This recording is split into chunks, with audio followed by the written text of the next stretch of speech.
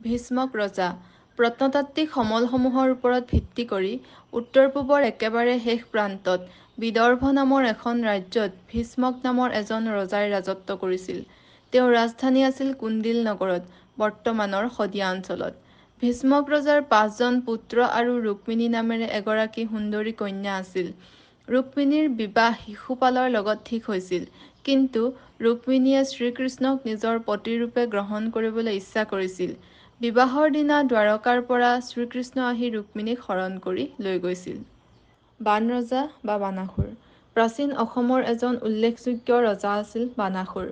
তেওঁ প্ৰাচীন শোণিতপুৰ বৰ্তমান তেজপুৰত শাসন কৰিছিল। তেওঁ এজন অনাৰ্য আৰু শিৱ ভক্ত আছিল। বাণৰজাৰ কন্যা ঊষা আৰু শ্ৰীকৃষ্ণৰ নাতি অনিৰুদ্ধৰ মাজত প্ৰেমৰ সম্পৰ্ক গঢ়ি উঠিছিল। শ্ৰীকৃষ্ণই বাণৰজাৰ বিনা অনুমতিত ঊষা আৰু অনিৰুদ্ধৰ বিবাহ কৰায়। এই বিবাহক কেন্দ্ৰ কৰি কৃষ্ণ আৰু বাণৰজাৰ আৰাধ্য শিৱৰ মাজত যুদ্ধ হয়। এয়া আছিল ইতিহাসৰ বিখ্যাত হৰিহৰৰ যুদ্ধ। অন্যান্য শাসকসকল আছিল ধৰ্মপাল। প্ৰকৃততে তেওঁ ভাৰতৰ উত্তৰ-পশ্চিম অংশৰ পৰা আহি গুৱাহাটীৰ পশ্চিমত ৰাজধানী পাতিছিল। তেওঁৰ পৰৱৰ্তী শাসক আছিল পদ্মনাৰায়ণ চন্দ্ৰনাৰায়ণ ৰামচন্দ্ৰ আৰিমত্ত। আৰিমত্তই তেওঁৰ ৰাজ্যৰ ৰাজধানী বেইদৰগড়ত স্থাপন কৰিছিল। ধন্যবাদ।